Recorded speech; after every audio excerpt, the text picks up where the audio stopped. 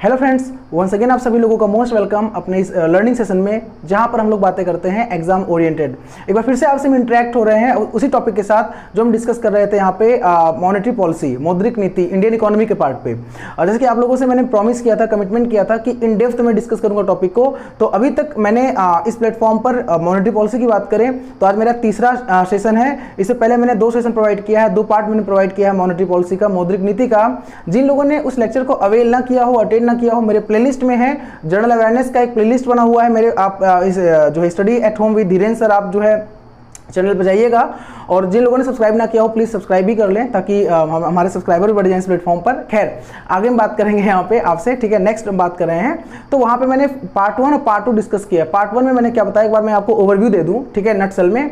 Part 1 में discuss किया है मॉनेटरी पॉलिसी का इंट्रोडक्शन, मॉनेटरी पॉलिसी में मौद्रिक नीति क्या होता है, साथ साथ फिजिकल पॉलिसी क्या होता है, राजकोषीय नीति क्या होता है वो भी बताया है मैंने वहाँ पे। और उसमें MPC मॉनेटरी पॉलिसी कमेटी क्या होता है, उसमें कितने मेंबर होते हैं, मॉनेटरी पॉलिसी का बाई मंथली रिव्यू होता है, हर 2 महीने पे रिव्यू होता है, और उसमें क्या उसके प्रावधान है, मैंने वहां पे डिस्कस किया है। पार्ट 2 में मैंने डिस्कस किया है मॉनेटरी पॉलिसी के पार्ट पे इन्फ्लेशन क्या होता है, डिफ्लेशन क्या होता है, नटसेल में उसका इंट्रोडक्शन, उसके बारे में मैंने पूरा समझाने का प्रयास किया है आपको अच्छे से, कि आप समझ जाइए। इन्फ्लेशन का मतलब मुद्रास्फीति की बात कर रहे हैं, और डिफ्लेशन का मतलब मुद्रा अवस्फीति या अपस्फीति की बात यहाँ पे हम कर रहे हैं, जिसे हम मुद्रा संकुचन कहते हैं डिफ्लेशन को, और इन्फ्लेशन को हम लोग महंगाई के नाम से जानते हैं आम बोलचाल भाषा में। तो ये हम लोग वहाँ पे पार्ट 2 में डिस्कस किए हैं। प्लस हम लोगों ने भी देखा है पार्ट 2 में जो है instruments of monetary policy, direct instruments क्या होता है, प्रत्यक्ष इंस्ट्रूमेंट्स जिसे बोलते हैं हिंदी में, या इनडायरेक्ट इंस्ट्रूमेंट्स क्या होता है। जैसे हम लोगों ने CRR, SLR, refinance facility direct instruments में देखा था।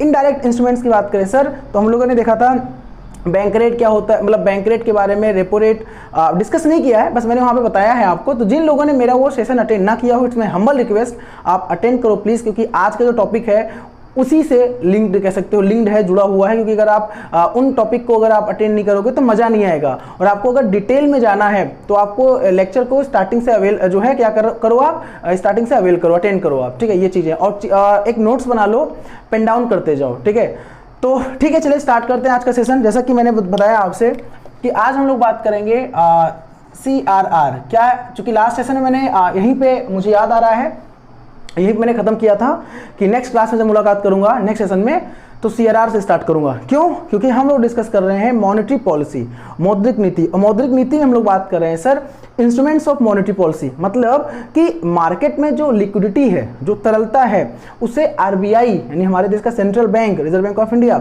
वो कैसे कंट्रोल करता है, कैसे नियंत्रित करता है। अगर बात करें how to control flow of money in the market, तो RBI की बात करें हम, with the use of monetary policy RBI control the flow of money in the market. मतलब RBI क्या करता है, मॉनेटरी पॉलिसी का प्रयोग करके मार्केट में जो मनी लिक्विडिटी है, जो फ्लो ऑफ मनी है, उसे कंट्रोल करता है या नियंत्रित करता है, आप ऐसा जो कहते हैं, ठीक है। अब क्वेश्चन ये बनता है सर मॉनेटरी पॉलिसी में कितने इंस्ट्रूमेंट्स होते हैं, किसका यूज करता है, किसका माध्यम क्या होता है, जरिया क्या होता है। तो नंबर ऑफ इंस्ट्रूमेंट्स होते हैं मॉनेटरी पॉलिसी में। जैसा कि मैंने बताया आपको, there are 2 types of instruments. The first one is direct instruments and second one is indirect instruments. तो मैंने बता रखा है, मैंने बाकायदे वहाँ पे लिख रखा है, ठीक है। चलिए, तो डायरेक्ट इंस्ट्रूमेंट से हम लोग स्टार्ट कर रहे हैं। यहाँ पे मैं आपको स्टार्टिंग से बता दूँ, ठीक है, नहीं तो आप लोग सोचोगे। आज हम लोग बात कर रहे हैं यहाँ पे कौन सा, जो मॉनेटरी पॉलिसी है टॉपिक आपका, मैं यहाँ पे लिख दे रहा हूँ, ठीक है, मॉनेटरी पॉलिसी, ठीक है। इसे हिंदी में क्या बोलते हैं, मैंने कई बार बोला है कि इसे हिंदी में बोलते हैं मौद्रिक नीति, ठीक है। मॉनेटरी पॉलिसी मतलब मौद्रिक नीति, ठीक है, ये होता है। अब इसमें आज हम बात कर रहे हैं, आज हम लोग बात क्या कर रहे हैं, ध्यान दीजिएगा। आज हम लोग बात कर रहे हैं डायरेक्ट इंस्ट्रूमेंट्स के पार्ट पे। डायरेक्ट इंस्ट्रूमेंट्स में हम लोग बात कर रहे हैं आज जो हमारा टॉपिक है CRR, ठीक है। आज हम लोग क्या बात करेंगे, CRR। मेरे भाई प्लीज़ इसको समझिए आप लोग अच्छे से, जो कह सकते हैं अब देवियों एंड सज्जनों, ठीक है। मैं अगर यहाँ पे बोलूँ तो not only in banking exam, हालांकि बैंकिंग के पार्ट में तो मैं डेप्थ में चीज़ें डिस्कस कर रहा हूँ, बैंक एग्जाम के लिए PO या क्लर्क का जो एग्जाम होता है, साथ साथ जो भी UPPSC की बात कर लें, UPSC की बात कर लें हम, या UPSSC की बात कर लें हम, SSC की बात कर लें हम, रेलवे की बात कर लें हम, आपके लिए ये लेक्चर बहुत ही बेनिफिशियल होने वाला है। आप इसको जो है एक बार अटेंड करो एक बार, और फिर आप चीज़ों को बताओ कि हाँ सर इस सेशन करने के बाद में जो मेरा पूरा सेशन रहेगा कंप्लीट मॉनेटरी पॉलिसी का, मैं प्रॉमिस करता हूँ कि अगर आप कोई भी क्वेश्चंस अगर देखेंगे तो आप इसे सॉल्व जरूर करेंगे, the part of monetary policy. कोई भी क्वेश्चंस आप छोड़ेंगे नहीं। और लास्ट में मैं क्वेश्चंस का सेशन भी प्रोवाइड कर दूंगा मॉनेटरी पॉलिसी से, नंबर ऑफ क्वेश्चंस अभी तक कितने आए हैं प्रीवियस ईयर में और कैसे क्वेश्चंस बनते हैं। फिलहाल हम लोग बात कर रहे हैं कॉन्सेप्चुअल पार्ट पर, डिस्कशन कर रहे हैं। कॉन्सेप्ट रटना मना है, रटना नहीं है, रटाफिकेशन नहीं, ओनली क्लेरिफिकेशन। इस सेशन में हम लोग इस पर बात करेंगे, ठीक है। हालांकि हम लोग बात इसी पे करते हैं, क्या किस पे, not a ratification, only clarification. Okay चलिए, तो CRR का पहला क्वेश्चन क्या बनता है सर, फुल फॉर्म क्या होता है, ठीक है। तो नोट कर लेते हैं पहला question, full form cash reserve ratio, ठीक है। हिंदी में क्या बोलते हैं इसे, नकदी आरक्षित अनुपात। हिंदी में बोलते हैं नकदी आरक्षित अनुपात और इंग्लिश में फुल फॉर्म होता है कैश रिजर्व रेशियो। तो पहले हम लोग टेक्निकल चलने से पहले हम लोग समझते हैं एक आम बोलचाल की भाषा में CRR का मतलब क्या होता है, ठीक है। फिर हम लोग आएंगे टेक्निकल, पहले हम समझते हैं। देखिए, जैसे मान लीजिए मैं हूँ, मान लीजिए क्या मैं हूँ ही, तो मेरी आदत थोड़ी ख़राब हो गई है। मान लीजिए पैसा बहुत खर्चा करने लगा हूँ मैं, मतलब एक्सपेंस मेरे बढ़ गए हैं, पैसा बहुत खर्चा करने लगा हूँ। तो भाई सीधी सी बात है, जब मैं पैसा खर्चा करूँगा या बहुत कर रहा हूँ तो मेरे पिताजी देखेंगे तो उनको कहीं ना कहीं वो उनको अच्छा नहीं लगेगा। तो वो क्या करेंगे, रेगुलेट या कंट्रोल करने का प्रयास करेंगे। तो वो क्या कर रहे हैं, जब मैं पैसा, मेरे पास ज़्यादा पैसा आ गया, मैं खर्चा कर रहा हूँ, तो उस पर मेरे पैसे, मुझ पर क्या करेंगे, नियंत्रण करेंगे, मुझे नियंत्रित करेंगे कि पैसा आप खर्च मत करो, ठीक है। तो मैं उनकी, चूँकि भाई सीधी सी बात है, पिता की बातों को फॉलो करना चाहिए, तो हम लोग करेंगे, ठीक है। तो मेरी आदत खराब हो गई थी, पैसा बहुत खर्चा कर रहा था मार्केट में। तो पिताजी ने मुझसे क्या कहा कि पैसा कम खर्च करो, तो मैं कंट्रोल कर गया, ठीक है। ठीक है, मान लीजिए मेरे पास पैसा अगर नहीं होगा तो किससे मांगने जाऊंगा भाई, अगर पैसा नहीं होगा तो सीधी बात है, पिताजी का कहना मान रहा हूँ, पिताजी सब कुछ है हमारे, तो उनसे जो है मांगने जाऊंगा पैसा, तो वो पैसा मुझे देंगे, ठीक है। अब समझिए, मैं मतलब बैंक, यहाँ पे खेल क्या समझिएगा, मैं पहले प्रैक्टिकल बात कर लूँ, फिर मैं आऊँगा थियोरेटिकल पार्ट और कॉन्सेप्चुअल पार्ट पर, ठीक है। अच्छा समझिएगा, यहाँ पे रोल किसका होता है, जो किरदार कह सकते हो, किरदार यहाँ पे है, बैंक की बात कर ले यहाँ पे हम, ठीक है। बैंक, कॉमर्शियल बैंक, वाणिज्यिक बैंक, ठीक है, जो जिनमें हमारा अकाउंट होता है, मैं उनकी बात यहाँ पे कर रहा हूँ। और एक खेल यहाँ बता रहा हूँ मैं आपको, RBI, ठीक है। विजिबिलिटी प्रॉपर होगी आई थिंक, ठीक है, मैं एक बार चेक कर लेता हूँ। ओके, प्रॉपर विजिबिलिटी है, कोई दिक्कत नहीं यहाँ पे, ठीक है। और थोड़ी गर्मी भी ज़्यादा हो रही है, तो खैर दिक्कत नहीं है, हम लोग उससे मतलब नहीं, हम लोगों को समझना है, पढ़ना है अच्छे से, ठीक है। चलिए, RBI की बात करें यहाँ पे, तो RBI क्या है, पहले जान लीजिए RBI क्या है। RBI हमारे देश का क्या है, एक सेंट्रल बैंक है। RBI क्या है, एक सेंट्रल बैंक है। तो मैं इस पे एक लेक्चर प्रोवाइड कर दूंगा, लेकिन अब चूंकि RBI का जिक्र हो गया तो पहले समझ लेते हैं हम लोग यहाँ पे, ठीक है। RBI क्या है, देश का सेंट्रल बैंक है, इसे हिंदी में बोलते हैं केंद्रीय बैंक, ठीक है। RBI की स्थापना कब हुई थी, मैं आपको बता दूं, जान लीजिएगा, यहाँ पे नोट करके चीज़ें जो रहे ना उसको नोट कर लीजिएगा अलग से। देखिए क्या करिएगा आप लोग, जब आप नोट्स बनाइए ना, तो एक बीच में मतलब एक कह सकते हैं स्केल से एक लाइन लेफ्ट साइड कर लीजिए, राइट साइड कर लीजिए, थोड़ा स्पेस लीजिए, लेकिन जो इंपॉर्टेंट पॉइंट हो, तरीका बता रहा हूँ आपको। जो लोग सिविल की तैयारी करते हैं या इस मतलब एक पार्ट पे तैयारी करते हैं, एक अच्छी मतलब एक स्ट्रेटजी के साथ जो प्रिपरेशन करते हैं, उनका तरीका, उनका नोट्स देखना, कभी नोट्स कैसा होता है, एक सिस्टमेटिक वे में तैयार करते हैं वो, ठीक है। तो ये मैटर करता है, ये इंपॉर्टेंट है, क्योंकि अगर आप सिविल के बारे में सोच रहे हो तो वहाँ पे अब जब राइटिंग, ऐसे राइटिंग की बात करें हम, या लिखने के लिए, हालांकि SSC में भी CGL के पार्ट में भी राइटिंग आता है, ठीक है। तो उसके पार्ट में क्या होता है, एक तरीका, स्टैंडर्ड आपको जो है फॉलो करना होता है। मैं कभी एक सेशन ले लूंगा, आपको बता दूंगा कि कैसे जो है चीज़ें लिखी जाती है। खैर, आप इस स्टैंडर्ड वे में नोट्स बनाओ, ठीक है। तो नोट करके लिख लेना। यहाँ पे RBI की बात कर रहा हूँ मैं, तो RBI की जो स्थापना है, स्थापना यानी स्टैब्लिशमेंट ईयर कह सकते हो, वो क्या है, 1 अप्रैल, ठीक है, 1935। 2 अप्रैल को मेरा बर्थडे होता है, तो ऐसे याद कर सकते हो, 2 अप्रैल को मेरा बर्थडे होता है, उससे पहले 1 अप्रैल, ठीक है। तो क्या है, RBI की स्थापना किस एक्ट के साथ हुआ है, किस एक्ट से हुआ है, तो आप कहोगे सर RBI एक्ट 1934। RBI की स्थापना reserve bank of India act 1934 के तहत हुआ है। क्वेश्चन किस कमेटी की सिफारिश पे हुआ है, तो 1926 में एक कमेटी बनी थी, उसका नाम था Hilton young commission. Hilton young commission कब ये बना था, 1926 में। हालांकि इसके बारे में आपको बताऊंगा, सिफारिश किया था इसने 1926 में। इससे पहले भी एक कमीशन था 1921 में, royal commission on Indian currency and finance, जो जिसने जो है जिसके हेड थे हिल्टन यंग, ठीक है। बाद में हिल्टन यंग कमीशन हो गया, तो मैं इसका पूरा हिस्ट्री आपको बताऊंगा जब आरबीआई डिस्कस करूंगा, बट अभी आप इतना जानिए, ठीक है।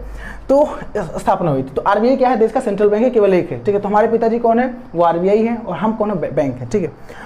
अब देखिए आरबीआई क्या करता है, बैंक पे एक रूल लगाता है। क्या लगाता है, एक रूल लगाता है, ध्यान देना, रूल मतलब नियम लगाता है, रूल नियम, ठीक है। कौन लगाता है, आरबीआई लगाता है। भाई सीधी सी बात है, बैंकों को लाइसेंस कौन देता है, आरबीआई। बैंकों को पापा कौन, आरबीआई। तो उस पर हक किसका, आरबीआई का। तो आरबीआई अपने अकॉर्डिंग, भाई सीधी बात है, जो चाहेगा वो करवाएगा, ठीक है। और किसके लिए, हित के लिए। बैंक का अगर बैंक का पैसा ज़्यादा है, जैसे मैंने कहा ना, मेरे पास पैसा ज़्यादा था, मेरी आदत ख़राब हो गई थी, पैसा मैं क्या कर रहा था, ज़्यादा एक्सपेंस कर रहा था, मार्केट में ले जा रहा था, यूज़ कर रहा था, दोस्तों के साथ पार्टी कर रहा था, साटी जो भी कर रहा था, है ना, मूवी वगैरह देख रहा था। खैर हालांकि ऐसा करता नहीं हूँ, ठीक है। तो क्या है, बैंक के पास पैसा ज़्यादा होगा तो बैंक लोन बांट देगा, ठीक है, बहुत सारी चीज़ें करेगा। तो आरबीआई क्या करता है, अब मार्केट में पैसा ज़्यादा आ जाएगा तो कंट्रोल करने के लिए आरबीआई जो है एक्शन लेता है। पैसा अगर नहीं होगा तो बैंक आरबीआई प्रोवाइड भी करेगा, ये भी चीज़ें हैं, ठीक है ना, सीधी सी बात। रूल लगाता है, भैया एक काम करो, आप एक काम करो, ठीक है, अपने डेली बेसिस का, रोजाना क्या करो, डेली बेसिस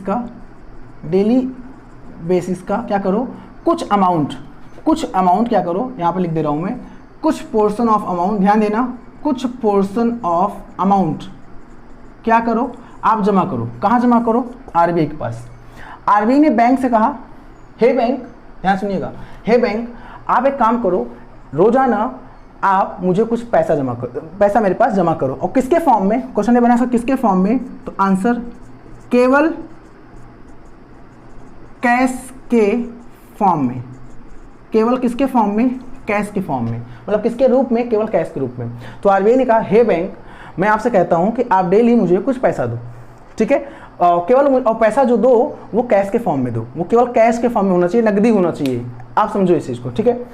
जैसे मैंने आपसे कहा मुझे कुछ 2000 रुपये दे दो, तो आपने कहा ठीक है सर, आप अपना अकाउंट नंबर बताओ, भेज दूंगा। नहीं, मैंने कहा नहीं अकाउंट नंबर नहीं, मुझे कैश दो, आप कैश, समझ रहे हो ना, कैश, ये चीज़ होता है, ठीक है।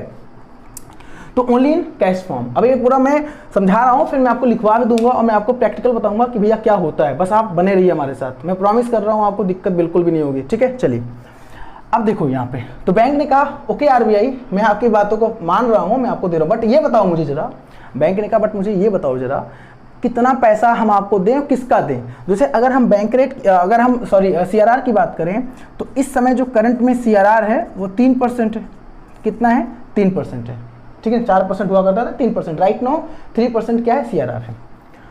अब समझिएगा, तो बैंक ने कहा हे आरबीआई आप मुझे ये तो बता दो कितना पैसा देना है मुझे आपको कैश के फॉर्म में। तो आरबीआई ने कहा 3%। फिर बैंक ने कहा हे आरबीआई आप मुझे ये बता दो 3% किसका, मतलब जो 3% आप बता रहे हो, दे रहे हो वैल्यू, 3% दो, किसका 3% दो। तो आरबीआई ने कहा हे बैंक आप एक काम करो, 3% ऑफ एनडीटीएल, जो आपका एनडीटीएल है उसका एक काम करो, आप मुझे 3% दे दो, क्योंकि 3% करंट में चल रहा है, ठीक है ना। अभी बताऊंगा मैं आपको, इसका मिनिमम 0% होता है, कम से कम 0% आरबीआई नहीं ले सकता, मैक्सिमम 100% होता है। There is no limit minimum, there is no minimum limit and there is no maximum limit of the at the part of CRR, ये होता है, ठीक है, समझिए। अब एनडीटीएल का मतलब क्या होता है, ध्यान दीजिएगा, एनडीटीएल का मतलब होता है net demand and time liability, net demand and time liability. आप इतना समझो, जैसे मैं आज अपने घर से निकला तो मेरे पास, मान लीजिए मेरे पास क्या था, ध्यान समझिएगा, मैं घर से निकला तो मेरे पास 1000 रुपये था, मेरे पास में 1000 रुपये था, कितना था, 1000 रुपये था। अच्छा मुझसे किसी ने क्या कर लिया, उधार मांग लिया, कितना, 500 रुपये, चलो ठीक है मैंने उसको दे दिया, 500 रुपये मेरे पास से क्या हो गया, 500 रुपये मेरे पास से चला गया, बचा मेरे पास कितना, 500। अब समझना, किसी को मैंने पैसा कभी दिया था तो उसने काम किया, उसने मुझे 500 बचा है मेरे पास, उसने मुझे 1000 रुपये दे दिया, कितना दे दिया, 1000 रुपये दे दिया, तो 500 रुपये गया मेरे पास, यानी कि विड्रॉ हो गया, चला गया, और 1000 रुपये मेरे पास आ गया, डिपॉजिट कह सकते हो आ गया। और जब 1000 रुपये लेके निकला था तो 500 मैंने दे दिया था, बचा था मेरे पास 500 रुपये, मेरे पास जो बचा था, और 1000 रुपये मुझे मिल गया। तो जब मैं घर पहुंचा तो मेरे पास कितना पैसा बचा, ध्यान समझिएगा, 1500 रुपये। कितना पैसा बचा, 1500। क्यों, क्योंकि 1000 में से 500 में किसी को दे चुका हूँ, किसी ने उधार ले लिया है या विड्रा है, उसका पैसा था मेरे पास था, मैंने उसको दे दिया था, मतलब समझिए विड्रा कर लिया है। आप समझ, विड्रा कहते हैं ना, विड्रा कर लिया, निकाल लिया, वो निकासी निकाल लिया, ठीक है। तो 500 बचा, 1000 रुपये किसी ने मुझसे लिया होगा या मेरे पास जमा कर दिया, डिपॉजिट कर दिया, तो 1000 रुपये आया, 500 500 बचा था 1500 रुपये हो गया।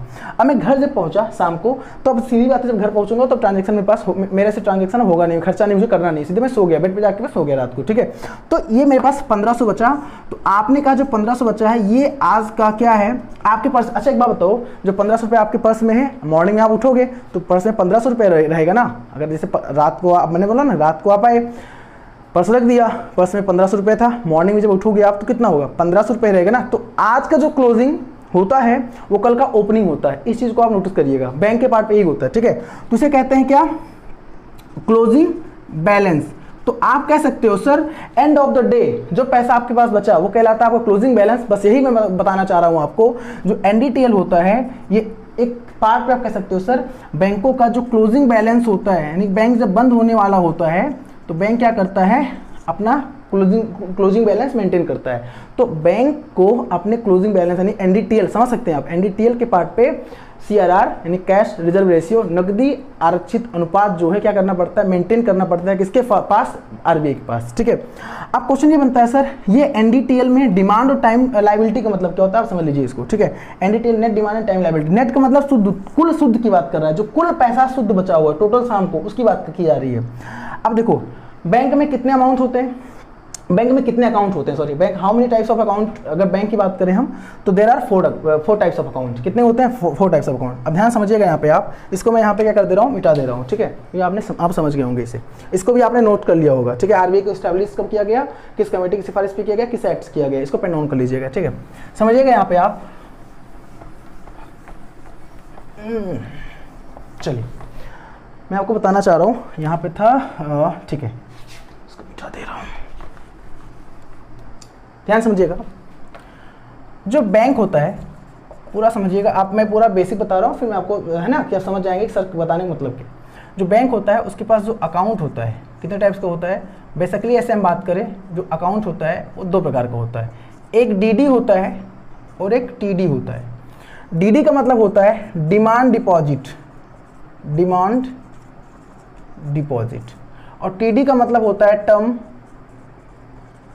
डिपॉजिट, ठीक है। डिमांड मतलब मांग जमा, यहाँ पे टाइम की बात कर रहा है, टर्म मतलब टाइम की बात कर रहा है, सावधि जमा, अवधि जमा कह सकते हैं यहाँ पे, ठीक है, अवधि जमा की बात कर रहा है। डिमांड डिपॉजिट में 2 होता है, नाम सुना होगा आपने famous, CASA, current account, saving account, चालू खाता, बचत खाता, current account and saving account, ठीक है। और टर्म डिपॉजिट जो होता है आपका राफा, यानी कि रेकरिंग अकाउंट, आवर्ती जमा खाता एंड सावधि जमा खाता, फिक्स्ड अकाउंट, ठीक है, and saving account and current account. तो कासा में आता है डिमांड इसलिए कि मांग पर आपको मिल जाएगा, यानी कि आप पैसा जमा करो निकाल लो, पैसा जमा करो निकाल लो, डिमांड डिपॉजिट। यहाँ पे टाइम की बात है कि आप रेकरिंग करा रहे हो 3 महीने 4 महीने रेकरिंग होता नहीं, एक टाइम बाद आप एक टाइम फिक्स कर लोगे सर हर 3 महीने पैसा जमा करेंगे जो है, ठीक है, ये होता है रेकरिंग अकाउंट। मैं आपको बताऊँ आवर्ती जमा खाता, एक रेकरिंग की बात कर रहा है। फिक्स्ड में आपके पास पैसा आया 50,000, 60,000, 70,000, 80,000, 1 लाख जो भी है, जो किसान होते हैं ना, किसान खेती करते हैं, पैसा कुछ मान लीजिए गन्ना की खेती किया, गन्ना बेच दिया, पैसा अच्छा खासा आ गया, उस जाके बैंक में फिक्स्ड कर दिया, FD करा दिया कि घर में कोई बच्चा है पढ़ाई करने के लिए फ्यूचर में या शादी करने के लिए अच्छा खासा अमाउंट कुछ साल बाद 10 साल 15 साल बाद मिल जाएगा, तो FD करा दिया, कहते हैं FD करा दिया, फिक्स्ड डिपॉजिट। तो आप मुझे बस इतना बताओ, जो बैंक में अकाउंट होता है और जो पैसा बैंक के पास डिमांड डिपॉजिट से या टर्म डिपॉजिट से आता है, क्या ये बैंक का पैसा होता है? नहीं, ये पैसा कस्टमर का होता है। Bank is a financial institution, बात करें बैंक एक वित्तीय संस्थान है जो क्या करता है, डिपॉजिट को एक्सेप्ट करता है, that accept deposit in the form of CASA and राफा। किससे? पब्लिक से, यानी हमसे आपसे लोगों से। तो ये जो पैसा बैंक के पास आता है ये भैया बैंक का लायबिलिटी कहलाता है। क्या कहलाता है? लायबिलिटी कहलाता है। लायबिलिटी को हिंदी में बोलते हैं दायित्व। लायबिलिटी मतलब क्या होता है? दायित्व होता है, लायबिलिटी कहलाता है, समझिएगा। तो बैंक को आज नहीं तो कल पैसा पे करना होगा। अच्छे बोला गया, net demand and time liability, मतलब कि जो बैंकों का ये डिमांड डिपॉजिट ये वाला पार्ट कासा, और जो टाइम डिपॉजिट ये राफा, तो ये जो बैंक का होता है, बैंक के पास जो अकाउंट होता है, जो हम लोग पैसे जमा करते हैं, बैंक का पैसा नहीं होता है, वो पैसा किसका होता है? कस्टमर का होता है। तो वो पैसा बैंक के लिए लायबिलिटी होता है, दायित्व होता है। आज नहीं तो कल बैंकों को पे करना होगा। अब मैं यहाँ पे एक चीज बताता हूँ, कुछ वर्ड समझ लीजिए आप। 2 वर्ड यहाँ पे निकल के आता है। क्या निकल के आता है? समझिएगा ध्यान से, NDTL समझिएगा ध्यान से। 2 वर्ड निकल के आता है। एक निकल के आता है एसेट्स एसेट्स लाइबिलिटी। तो एसेट्स का मतलब होता है संपत्ति और लाइबिलिटी का मतलब होता है दायित्व। तो लाइबिलिटी का मतलब जो क्या करना है, जो मेरा नहीं है। जैसे मान लीजिए मैं यहाँ पे आपसे चीज़ें डिस्कस कर रहा हूँ, तो ये मार्कर मेरा है, ठीक है, ये टी शर्ट मेरा है, तो ये क्या कर रहा हूँ, ये मेरा है, ये मेरा मतलब मेरा एसेट्स है, जो मेरा खुद का है, जो मेरा खुद का है, जो मेरा खुद का है, जिस पर केवल मेरा अधिकार है, जिसमें मेरा अधिकार है, मैं हक से कह रहा हूँ मेरा है, तो मेरा एसेट्स कहलाता है, संपत्ति। लेकिन लाइबिलिटी जो, जैसे ये व्हाइट बोर्ड, ये मैं डिस्कस कर रहा हूँ, ये मेरा, मान लीजिए मैं एग्जांपल लेता हूँ, मेरा नहीं, मैं किसी से मांग के लेके आया हूँ, तो आज नहीं तो कल इसे एज इट इज मुझे देना होगा, वापस करना होगा। तो लाइबिलिटी जो देना हो, जो मेरा ना हो, जो मुझे वापस करना हो, आई हैव टू पे, या आई हैव टू कह सकते हो, जो भी मैंने पैसा अगर ले रखा है पे करना होगा, जो भी, जो मेरा नहीं है वो लाइबिलिटी कहलाता है, जो मेरा है वो मेरा एसेट्स कहलाता है। तो बैंक के पार्ट में अगर हम बात करें, जो बैंक होता है, तो बैंक में जो डिपॉजिट्स होते हैं, बैंक में जो डिपॉजिट्स होते हैं, ध्यान समझिएगा भैया, डिपॉजिट्स बैंक में क्या कहलाते हैं, बैंक की लाइबिलिटी कहलाते हैं। लेकिन बैंक जो लोन देता है, बैंक जो लोन देता है वो क्या कहलाता है, बैंक का वो एसेट्स कहलाता है। ध्यान समझिएगा इस चीज को। हालांकि एसेट्स लाइबिलिटी एक ब्रॉड टॉपिक है, कॉमर्स वाले समझते होंगे बहुत सारे एसेट्स और लाइबिलिटी होते हैं, लेकिन मैं यहाँ पे नेट सेल में आपको बैंकिंग पार्ट बता रहा हूँ जो हमें जानना चाहिए, हमारे एग्जाम के लिए इंपॉर्टेंट है। एसेट्स बैंक के लिए पार्ट पे, बैंक जो लोन देता है वो पैसा बैंक का होता है, कस्टमर का नहीं होता है, ठीक है, तो वो जो है क्या है, बैंक का एसेट्स है। लेकिन बैंक में जो डिपॉजिट्स होता है, क्या अकाउंट, कासा राफा के फॉर्म में जो अकाउंट होता है, जो अमाउंट डिपॉजिट होता है, वो बैंक की लाइबिलिटी होती है, वो पैसा कस्टमर का होता है, आज नहीं तो कल बैंक को वापस करना है। लेकिन लोन बैंक का होता है, जो बैंक पे करता है किसको, कस्टमर को, इसीलिए क्या करता है, बैंक हक से जो है पैसा लोन पे अमाउंट, लोन का अमाउंट मांगता है, ठीक है, ये चीज़ें। तो एनडीटीएल का मतलब क्या होता है, net demand and time liability. तो बैंकों को आरबीआई ने डायरेक्शन दिया है, देखिए डायरेक्शन क्या दिया है, निर्देश क्या दिया है कि आपको अपने एनडीटीएल का, एनडीटीएल क्या होता है समझ में आ गया होगा आपको, net demand and time liability. बैंकों का, जैसे सीधी सी बात है कि भाई एक बात बताओ मुझे, आप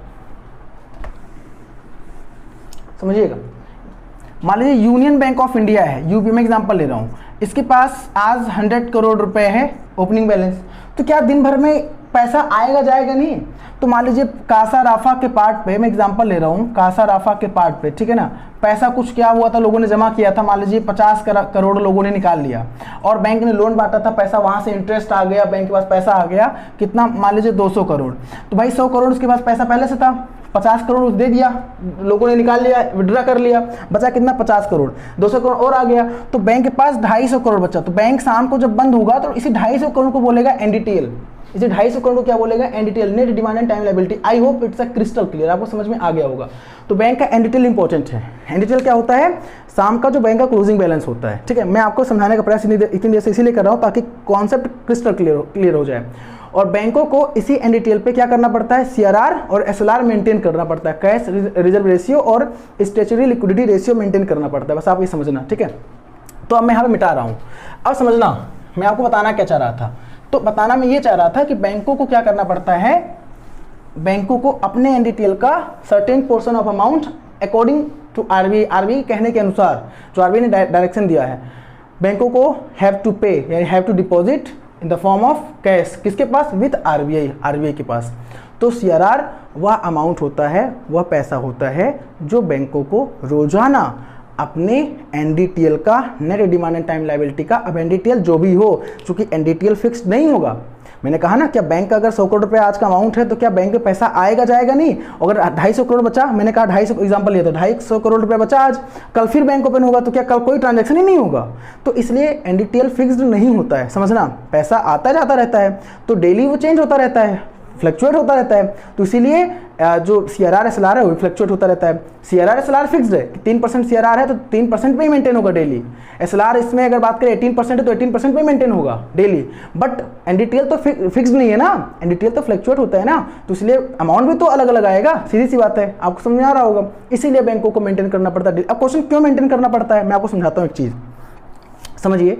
मान लीजिए मेरे पिताजी हैं, मैं अपना एग्जांपल लेता हूँ। मैं जॉब कर रहा हूँ, मेरी सैलरी मान लीजिए 40,000, मैं एग्जांपल ले रहा हूँ, 40,000 मेरी सैलरी है।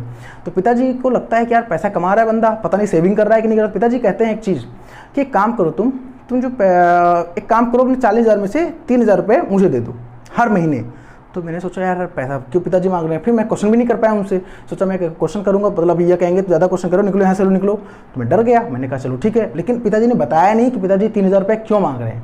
हर महीने 3000 रुपये पिताजी ने उससे बोला कि अपने सैलरी से देना। समझना कहानी आप, ठीक है, क्योंकि कहानी आप जब आम बोलचाल भाषा में इस तरह समझोगे तभी आपको समझ में आएगा बैंकिंग जो है टर्म्स जो भी यूज़ होता है यहाँ पे टर्मोलॉजी, ठीक है। तो पिताजी ने कहा, रूल लगा दिया पिताजी ने, 40,000 रुपये तुम्हारी सैलरी है, 3000 रुपये तुम हर महीने मुझे दोगे। और पिताजी ने रीज़न नहीं बताया, ठीक है। पिताजी मतलब RBI, मैं मतलब बैंक, बस इतना समझना आप।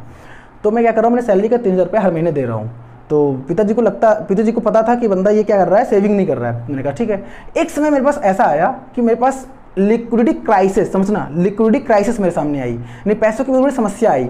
मान लीजिए मैं कुछ भी समस्या आई, मतलब मुझे बहुत पैसा चाहिए था, मुझे एक ह्यूज अमाउंट चाहिए था। एक सामने प्रॉब्लम आई मेरे, और मैं दिवालिया कगार पे था, मैं बर्बाद होने कगार पे था, और मेरे पास पैसा नहीं था।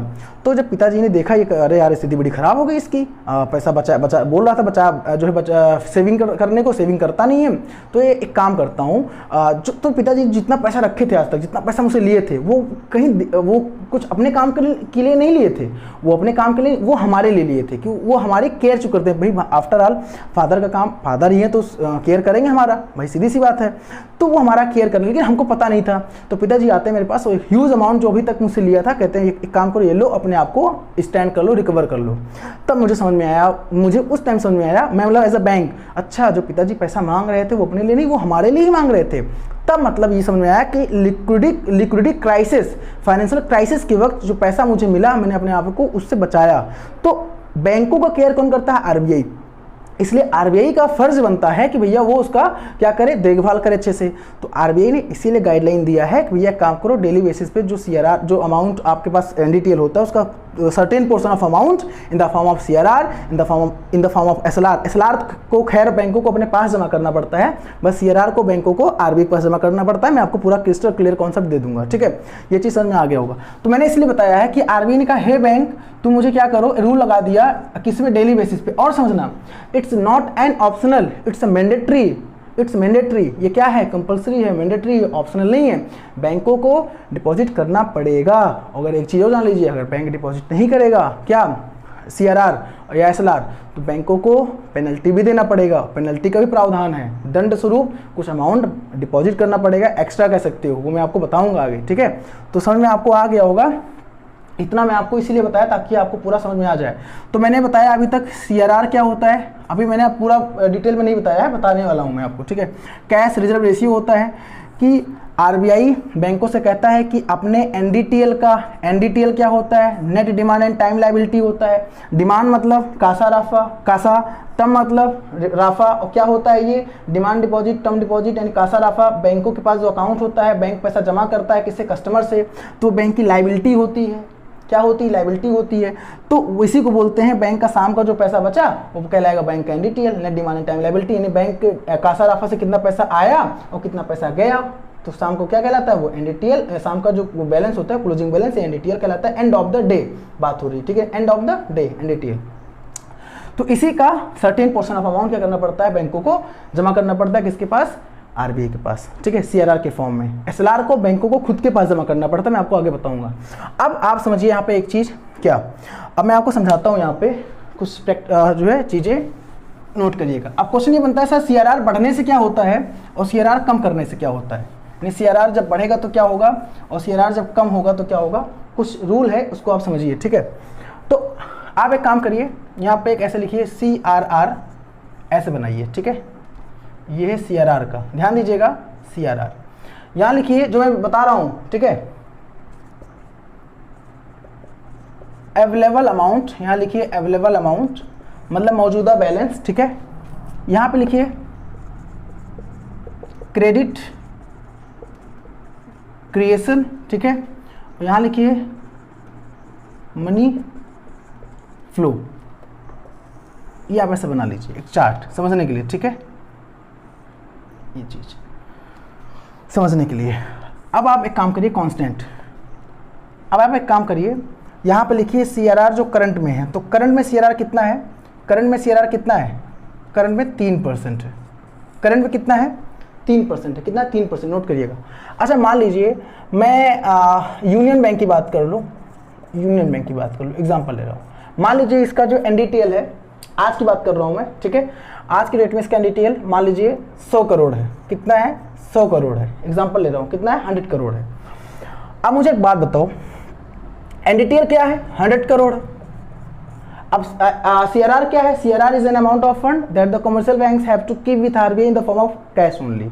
सीआरआर वो अमाउंट ऑफ फंड होता है जो बैंकों को आरबीआई के पास कैश के फॉर्म में रखना पड़ता है, ठीक है, कैश के फॉर्म में रखना पड़ता है। कितना रखना पड़ता है? 3%। किसका 3%? उसके एनडीटीएल का 3%, ठीक है, ये चीज समझिएगा आप। अब 3% है एनडीटीएल, 3% है सीआरआर, इस प्रेजेंट टाइम में 3% है, और कितना है? 100 करोड़ रुपए एनडीटीएल है। आप बताओ मुझे कि 100 करोड़ का 3% कितना हो गया? 100 करोड़ का 3% ऑफ एनडीटीएल, यानी कि 3% ऑफ 100 करोड़ की बात कर ले यहाँ पे हम, तो 3% की बात कर ले हम यहाँ पे, तो आई थिंक 3 करोड़, ठीक है, सीधी बात है 3 करोड़।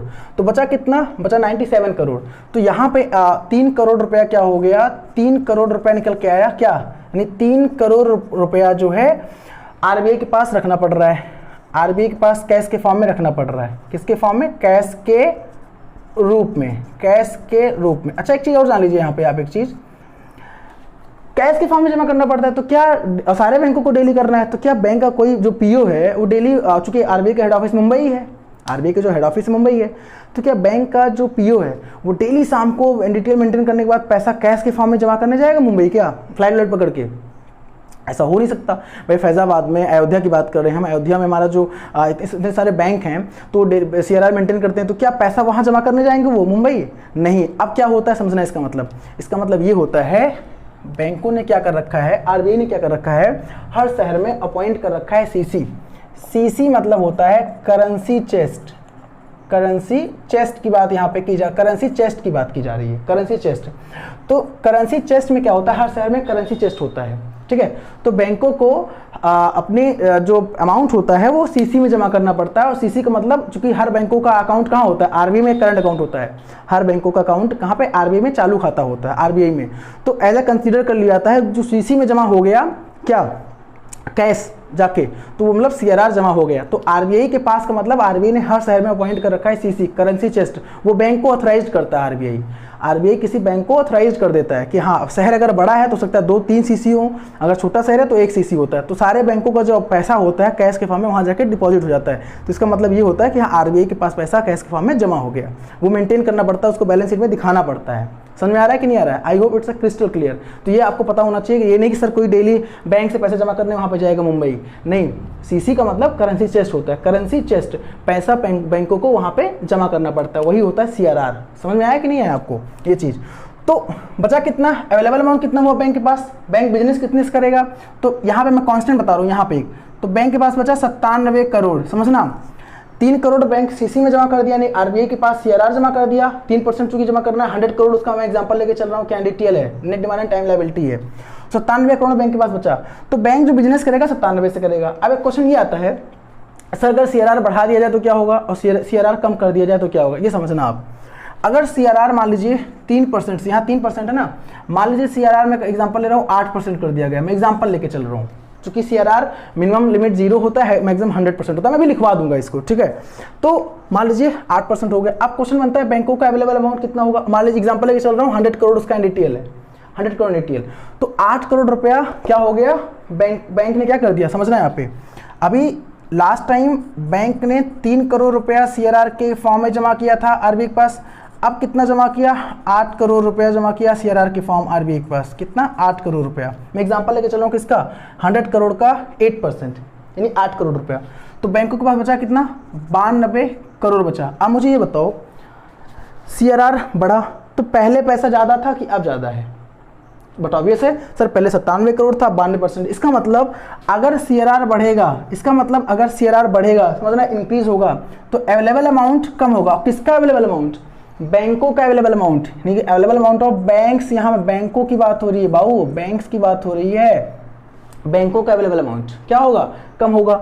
बैंकों का जो मौजूदा बैलेंस होगा वो कम होगा पहले के अपेक्षा। पहले 3% था तो उसका 97 करोड़ बच रहा था, 3 करोड़ जमा करने के बाद। अब 8% कर दिया गया तो 92 करोड़ बच रहा है। अच्छा, जब बैंकों के पास पैसा कम होगा, अच्छा बताओ मुझे, जैसे मैं आपसे अगर पैसा मांगूँ, यार मुझे कुछ पैसा दे दो उधार, तो आप कब देना पसंद करोगे? आपके पास जब पैसा होगा तब कि नहीं होगा तब? बट ऑब्वियस है, आपके पास अगर पैसा होता है तो आप कहते हो हाँ भैया पैसा सर ले लो, ठीक है। नहीं होता है तो आप इग्नोर करते हो, कहते हो सर पैसा है ही नहीं। तो पैसा अगर, और फिर अगर मान लीजिए मैं आपसे ब्याज मांग रहा हूँ, तो अगर पैसा है तो आप दे दिया, ठीक है सर ले जाओ इतने % ब्याज पे, लेकिन कम है तो आप महंगा चार्ज चार्ज करते हो ज़्यादा ब्याज, ठीक है। तो यहाँ पे मतलब ये है कि CRR अगर बढ़ेगा तो बैंकों के पास जो पैसा होगा, फंड होगा, वो कम होगा बैंकों का फंड, और जब बैंकों का फंड होगा तो क्रेडिट क्रिएशन का मतलब होता है लोन देना। देखो यहाँ पे लोन देना मैं लिख दे रहा हूँ, लोन देना इसका मतलब होता है लोन देना। क्रेडिट क्रिएट करना मतलब लोन देना। एक क्वेश्चन यहाँ से और निकल के आता है, भारत में क्रेडिट कंट्रोल कौन करता है और क्रेडिट क्रिएट कौन करता है? 2 क्वेश्चन यहाँ निकल के आता है बैंकिंग के पार्ट पे, किसी एग्जाम के पार्ट पे। तो भारत में क्रेडिट कंट्रोल करता है RBI और भारत में क्रेडिट क्रिएट करता है बैंक। समझ में आया कि नहीं है? भाई लोन कौन देता है? हमें बैंक ही लोन देता है ना, हमें तो RBI लोन देता नहीं है, लेकिन RBI गाइडलाइन किसको देता है? बैंक को देता है। तो क्रेडिट कंट्रोल्ड बाई RBI और credit create by bank, individual banks. Okay, समझ में आ गया होगा। तो लोन देना, तो बैंकों के पास पैसा कम होगा तो बैंक लोन देगा कम, पहले के अपेक्षा कंपेयर कर रहा हूँ, बैंकों के पास पैसा कम होगा तो बैंक कम लोन देगा, और जब बैंक लोन कम देगा तो मार्केट में लिक्विडिटी क्या होगा? मनी फ्लो का मतलब वही लिक्विडिटी ऑफ मनी है, मनी फ्लो, मनी की जो प्रसार है, मुद्रा की जो प्रसार है, जो प्रवाह है, वो कम होगा। I hope it's crystal clear, आपको समझ में आ रहा होगा। मैं फिर से बता रहा हूँ, अगर CRR बढ़ेगा तो क्या होगा? बैंकों के पास पैसा कम होगा, तो बैंक लोन ज़्यादा देंगे या कम देंगे? बैंक लोन कम देंगे पहले के अपेक्षा, या लोन महंगे देंगे। और महंगा लोन अगर बैंक देगा तो कस्टमर यानी हम आप क्या करते हैं? महंगा लोन लेना पसंद नहीं करते हैं, महंगे लोन हम लोग नहीं लेते हैं, तो लोन कम देगा। और जब लोन कम देगा तो मार्केट में जो मनी फ्लो है वो कम हो जाएगा। तो आई होप समझ में आपको आ रहा होगा, ठीक है। अब समझते हैं यहाँ पे हम लोग ये पार्ट, ठीक है। अब मान लीजिए कम कर दिया, मान लीजिए 1% कर दिया, मैं एग्जांपल ले रहा हूँ। क्या अगर CRR को एक बार बढ़ाया गया, क्या हुआ? देखा आपने, कांस्टेंट यहाँ पे है जो अभी प्रेजेंट टाइम है। अब कम कर दिया गया, 3% से 1% कर दिया गया, तब कितना मेंटेन करेगा? 1 करोड़ मेंटेन करेगा। तो बैंकों के पास बचा कितना? 99 करोड़ बचा। बैंकों का अवेलेबल अमाउंट कितना बचा? 99 करोड़। तो बताओ जब बैंकों का ये CRR कम किया गया तो बैंकों का पैसा 97 करोड़ या 92 करोड़ से घटा है, बढ़ा? तो सीधी बात है सर, बढ़ा। बताओ बढ़ा कि नहीं? भाई ये 99 करोड़ है, आपको दिखना भी चाहिए ना, 99 करोड़ है, ठीक है, 99 करोड़ है। तो बैंकों में जब CRR कम किया गया तो बैंकों का पैसा क्या हुआ? अवेलेबल अमाउंट बढ़ा, जो अवेलेबल अमाउंट है बढ़ा, और जब पैसा बढ़ेगा तो बैंक लोन भी बांटेगा, बट ऑब्वियस है लोन बांटेगा तो बैंक लोन भी देगा, यानी क्रेडिट क्रिएट करेगा, लोन देगा, और लोन जब देगा तो लोन सब लेके कहाँ आएंगे? मार्केट में लेके आएंगे, तो मार्केट में मनी फ्लो क्या हो जाएगा? बढ़ जाएगा।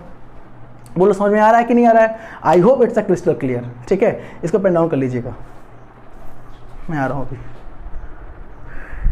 प्रॉपर दिख रहा है ना, विजिबिलिटी प्रॉपर है, प्रॉपर विजिबिलिटी होनी चाहिए, ठीक है। NDTL। तो बताइए यहाँ पे अगर कोई डाउट आपको हो तो, CRR आपको समझ में आया कि नहीं है? कैश रिजर्व रेशियो, बोलिए हाँ या ना। ठीक है। तो अब क्वेश्चन क्या बनेगा? मार्केट में अगर लिक्विडिटी ज़्यादा है तो क्या करना चाहिए? मार्केट में अगर लिक्विडिटी ज़्यादा है तो क्या करना चाहिए? सीधी सी बात है, ज़्यादा है तो कम करना चाहिए, कम करने के लिए क्या होगा? CRR बढ़ा देना चाहिए। मार्केट में अगर लिक्विडिटी कम है तो क्या करना चाहिए? बट ऑब्वियसली कम है तो मार्केट में लिक्विडिटी बढ़ाना होगा। भाई देखो एक बात बताऊँ मैं आपको, मार्केट में अगर पैसा नहीं है तो लोग चीज़ों का डिमांड नहीं करेंगे, और जब डिमांड नहीं करेंगे तो उस चीज़ का, उस प्रोडक्ट का, उस ऑब्जेक्ट का प्रोडक्शन ही नहीं होगा, और जब प्रोडक्शन नहीं होगा तो मैंने कहा ना लोग निकाले जाएंगे जॉब से, बेरोजगारी बढ़ेगी। तो डिमांड हो मार्केट में, जैसे अभी कुछ दिन पहले क्या था, ऑटोमोबाइल सेक्टर लास्ट ईयर 2019 में ऑटोमोबाइल सेक्टर डिक्रीज हो रहा था, डिमांड नहीं थी, तो मार्केट में मैं लोन लो, ये करूँ। अभी इकोनॉमी की स्थिति बहुत खराब है, अभी कोविड-19 की वजह से खैर पूरे विश्व की अर्थव्यवस्था खराब है। चाइना की अगर बात करें तो उसको छोड़कर USA ने भी अपने आप को कंट्रोल कर रखा है, हालांकि पूरे वर्ल्ड की जो इकोनॉमी खराब है, ठीक है। तो पैसा मार्केट में कम है, ये नहीं है, या लोगों के पास अगर पैसा है भी तो लोग निकालना नहीं चाह रहे हैं, भैया कौन सी आपदा आ जाए, कौन सी विपदा आ जाए, इसे लोग निकालना भी नहीं चाह रहे हैं। तो मार्केट में डिमांड कम है, तो इसलिए गवर्नमेंट करिए भैया लोन ले लो, MSME के तहत लोन ले लो, 3 लाख करोड़ लोन ले लो, 20,000 करोड़, मतलब लोन बांट रही है गवर्नमेंट, ठीक है। मार्केट में पैसा लोगों, एटलीस्ट पैसा लोग लें और डिमांड करें, डिमांड करेंगे तो उसका प्रोडक्शन होगा, उत्पादन होगा, तो एम्प्लॉयमेंट जनरेट होगा, बहुत सारी चीज़ें होती हैं इस पार्ट पे। मैं आपको इन्फ्लेशन डिफ्लेशन में recession stagflation, inflation deflation, recession stagflation, री इन्फ्लेशन क्या होता है मैं समझा दूंगा वहाँ पे आपको, ठीक है। तो ये चीज़ समझ में आया, CRR बढ़ेगा तो क्या होगा, अवेलेबल अमाउंट बैंकों का कम होगा, और जब बैंक के पास पैसा कम होता है तो बैंक महंगा लोन देगा या कम लोन देगा, या देगा लोन, ऐसा नहीं मना करेगा, लेकिन कम लोन देगा और इग्नोर भी करेगा, और जो लोन कम देगा मार्केट में मनी फ्लो कम हो जाएगा, लिक्विडिटी कम हो जाएगा। ये कंट्रोल करने का तरीका होता है। बढ़ाना हुआ अगर, तो ये मतलब मार्केट में लिक्विडिटी, अगर लिक्विडिटी सकआउट करना है, सकआउट या ड्रेन करना है, तो क्या करेगा आरबीआई, रेपो रेट, सॉरी ये सीआरआर बढ़ा देगा। अभी मैं रेपो रेट बैंक रेट भी आऊँगा उसके बाद, अभी तो सीआरआर बढ़ा देगा, और सीआरआर जब बढ़ जाएगा तो बैंकों का पैसा कम होगा, जब बैंक को पैसा कम होगा तो बैंक लोन कम देंगे या महंगे लोन देंगे, कम लोन या महंगे लोन देंगे, तो महंगे लोन हम लोग लेना पसंद नहीं करते हैं, कम लेते हैं, मार्केट में लिक्विडिटी कम हो जाएगा। अब मार्केट में लिक्विडिटी नहीं है, बहुत कम है, बढ़ाना है, तो क्या करेगा, सीआरआर को कम कर देगा, सीआरआर कम कर देगा तो बैंकों को सीआरआर आरबीआई के पास सीसी के फॉर्म में, मतलब सीसी में सीआरआर के फॉर्म में कम अमाउंट रखना पड़ेगा, जब कम रखना पड़ेगा तो बैंकों के पास पैसा ज़्यादा बचेगा, ज़्यादा बचेगा तो बैंक लोन बांटेगा, लोन बांटेगा तो लोग लोन लेके मार्केट में आएंगे, मार्केट में आएंगे तो लोग डिमांड करेंगे, डिमांड करेंगे तो प्रोडक्ट का प्रोडक्शन होगा, जब प्रोडक्शन होगा तो एम्प्लॉयमेंट जनरेट होगा। ये सब सारी चीज़ें होती हैं, आपको समझ में आना चाहिए, जो बताने का प्रयास मैं कर रहा हूँ। बहुत अच्छे से प्रयास किया बताने का, बाकी आप कितना समझ रहे हो आपकी डिपेंड करता है आप पर, ठीक है। बाकी मैंने कोई कसर नहीं छोड़ा है समझाने में, ठीक है। तो ये प्रैक्टिकल पार्ट हो गया। अभी मैं थ्योरेटिकल पे आऊँगा, सीआरआर को डिफाइन कैसे किया जाता है, किस एक्ट में, किस सेक्शन में सीआरआर को रखा गया है, ये और बात मैं करूँगा, और कुछ बात करूँगा, ठीक है। तो इसको मैं मिटा दे रहा हूँ, ठीक है।